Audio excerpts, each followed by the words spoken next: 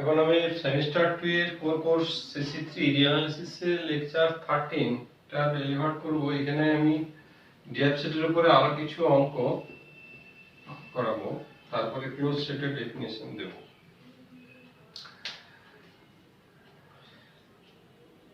Let S equals to 1 by m plus 1 by n such that mn belongs to n. Find derived set S. তো এটার ক্ষেত্রে ওই একই রকম, এর সবকটা এলিমেন্ট 0 আর হাফ এর মধ্যে থাকবে। 0 তো নেই এখানে, দুটোতে 1 যখন 0 আর 2 এর মধ্যে থাকবে, দুটোতে যখন 1 বসাবো 2 পর্যন্ত যাবে। যাই হোক, এটার প্যাটার্ন দেখে বোঝা যাচ্ছে 0 একটা লিমিট পয়েন্ট হবে। তো 0 লিমিট পয়েন্টের ক্ষেত্রে আর আরবিটারি এপসাইলন ধরতে হবে, তাই কোনো শর্ত রাখা চলবে না, যে কোনো এপসাইলন। তাহলে এপসাইলন আমি ধরলাম। এখন তাহলে by Archimedean property of R there exist two natural numbers.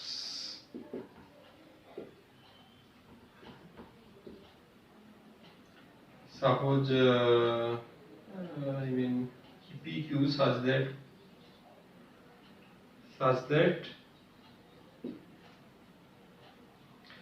একটা হচ্ছে এপসাইলন আর 2 এর মধ্যে লাগাই, আর একটা এপসাইলন আর 3 এর মধ্যে লাগাই। আসলে দুটো প্যাটার্ন আনতে হবে।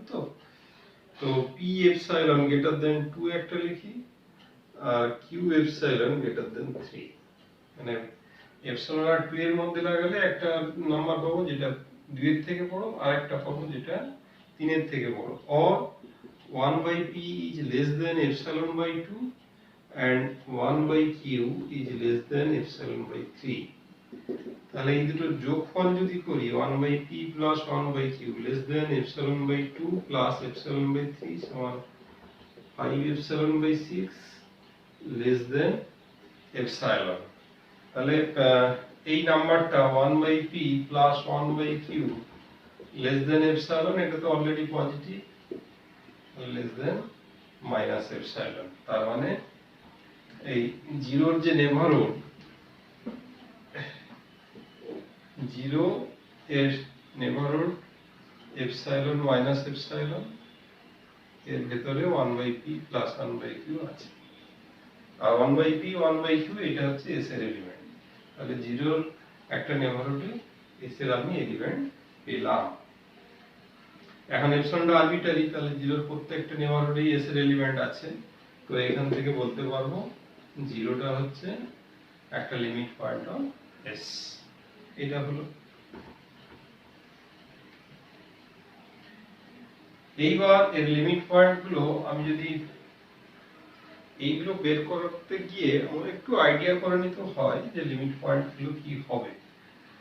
যেমন এটার ক্ষেত্রে 1 by m plus 1 by n এই সেটটা ছিল, যেখানে ছিল mn belongs to n।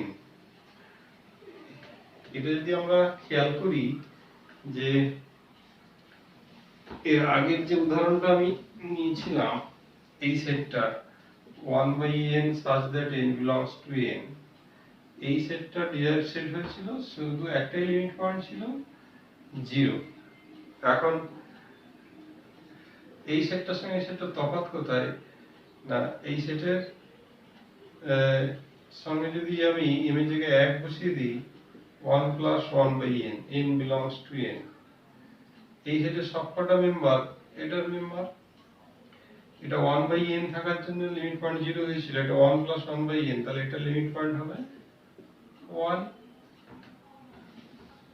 আবার যদি m এর মানটা 2 বসাই, তাহলে এই সেটটা দাঁড়াবে half plus 1 by n, n belongs to n। এটার সঙ্গে তুলনা করলে এটা লিমিট ডিরাইভড সেট হবে হাফ, তাহলে হাফ ও এর একটা লিমিট পয়েন্ট হবে। একই রকম ভাবে 3 বসালে 1 এর 3 একটা লিমিট পয়েন্ট হবে। তার মানে এর বাকি লিমিট পয়েন্ট গুলো এই ধরনের 1 by some integer suppose k, তাহলে এটা হবে এর লিমিট পয়েন্ট। তাহলে আমি এখন যে 0টা লিমিট পয়েন্ট দেখিয়েছি, 1/k এটা লিমিট পয়েন্ট হবে, এটা এখন দেখাবো। আমি আবার সেই একই কথা বলি যে লিমিট পয়েন্ট দেখাতে গেলে এপসাইলনকে কিন্তু আরবিটারি ধরতে হবে। লিমিট পয়েন্ট যদি হবে না দেখাতে যাই তখন চুজ করলে চলবে, কিন্তু এখন চুজ লিখবো না, এখন লিখবো আরবিটারি এপসাইলন বা যে কোনো epsilon. Radiation arbitrary positive number. আবার সেই আর্কিমিডিয়ান প্রপার্টি লাগিয়ে দেবো এইখানে 1/k, যে এখানে তাহলে আমি কি দেখাবো 1/k, এইটা হচ্ছে লিমিট পয়েন্ট দেখাবো। তার মানে 1/k প্লাস এপসাইলন আর 1/k মাইনাস এপসাইলন এর মাঝখানে এই সেটের এলিমেন্ট আছে, সেটা আমরা দেখালেই আমাদের হয়ে যাবে। এটাকে আবার সেই এটা একটু ইজি হবে। এটা এপসাইলন আর 1 এর মধ্যে আর্কিমিডিয়ান প্রপার্টি আমি যদি লাগিয়ে দিই তাহলে কি পাবো? There exists a natural number p such that p epsilon greater than 1 by Archimedean property. তাহলে 1/p less than কত হবে? epsilon। তাহলে both side এ 1/k যোগ করে দিই, 1/p plus 1/k less than 1/k plus epsilon। এই নাম্বারটা তাহলে হ্যাঁ, আর এটা তো less than 1/k, যেহেতু এটা ছিল, এটা less than 1/k minus epsilon। তাহলে এই যে নাম্বারটা এটা তাহলে কি হলো 1/k minus epsilon, 1/k plus epsilon এদের মাঝখানে আছে, মানে এই সব জায়গায় আছে। তাহলে 1/k এর এই যে নেবারহুডটা পেলাম এইখানে, এইটা তো আমার এস এর এলিমেন্ট, 1/k টাও হচ্ছে ন্যাচারাল নাম্বার, p টাও ন্যাচারাল নাম্বার, তাহলে এটা এস এর এলিমেন্ট। তাহলে 1/k এর একটা নেবারহুডে এস এর এলিমেন্ট পেলাম, তাহলে 1/k বাদ দিয়ে যদি অন্য এলিমেন্ট পাই তাহলেই হবে। এপসাইলনটা যে কোনো এপসাইলন, প্রত্যেকটা এপসাইলনেই আমরা পাচ্ছি, তাহলে 1/k এটাও লিমিট পয়েন্ট। আমি আগেই বলেছি যে ডিরাইভ সেট দেখাতে গেলে সমস্ত রিয়েল নাম্বারের কথা ভাবতে হয়। এই সমস্ত যত রিয়েল নাম্বার ভাববো তত প্রবলেম ডিফিকাল্টিস বাড়তে থাকবে। তো এর বোঝাই যাচ্ছে আর কোনো লিমিট পয়েন্ট নেই, তাই আমি লিখে দিই যে no other points of S, না no other real numbers are the limit points of S.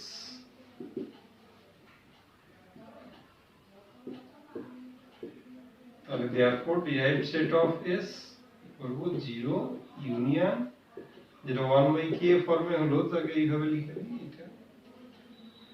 এইটা হচ্ছে কি s এর derived set।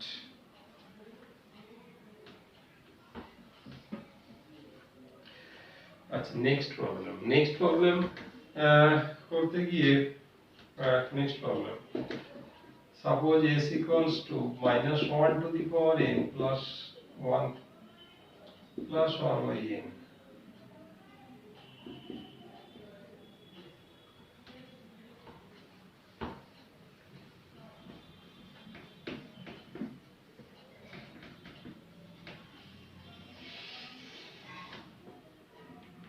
plus 1 by n।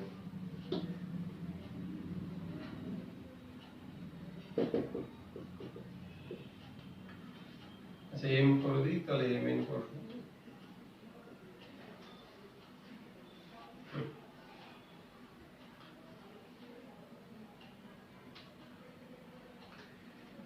এই প্রবলেমটা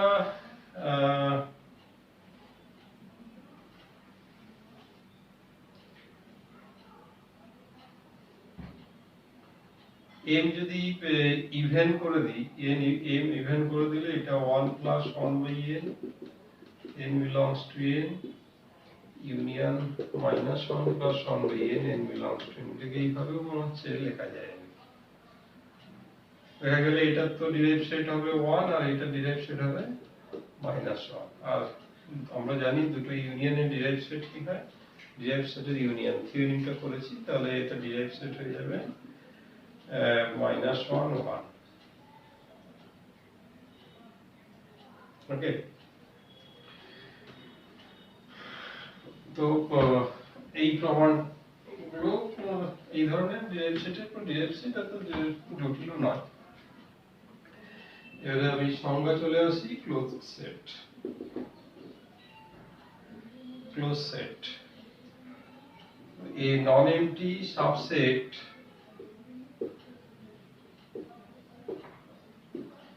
S of R is said to be closed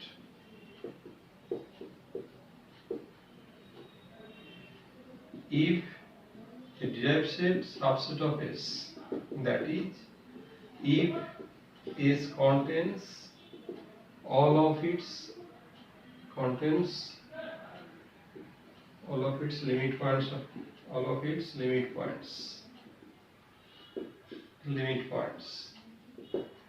তার মানে একটা সেট যদি তার সমস্ত লিমিট পয়েন্ট সেটের ভিতরে থাকে তাহলে সেটা close set. Example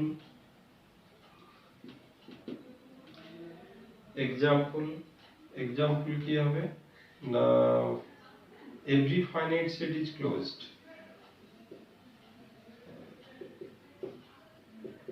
every finite set is closed। আবার every finite set is closed। 2 number example, যেগুলো ডিরাইভ সেট পাই তারা প্রত্যেকে close set. Suppose s equals to n, তার মানে এই ডিরাইভ সেট হচ্ছে ফাই, নাল সেট তো প্রত্যেকের সাবসেট হয়, তাহলে ডিরাইভ সেট সাবসেট হলে close set. s equals to যদি z হয় সেক্ষেত্রেও এটা ফাই সাবসেট অফ s, এটাও ক্লোজ সেট। যদি বলি rational number, set of all rational নাম্বারের ক্ষেত্রে ডিরাইভ সেট আমরা কি জানি না, ডিরাইভ সেটটা আবার ওর থেকে বড়, তাহলে এটা সাবসেট হবে না, not a subset of S, তাহলে কিউ ইজ নট ক্লোজড। আমরা আগেও দেখেছি কিউটা ওপেন নয়, তাহলে কিউ একটা example, Q is neither open nor closed, neither open nor closed। এরপরে এই যে সেটটা 1 হাফ, এটাও জানি আমরা ওপেন সেট নয়, এটা ক্লোজ সেটও নয়, কেন zero limit point but zero does not belongs to S. তো এটাও another example, neither open nor closed, s is neither open nor closed।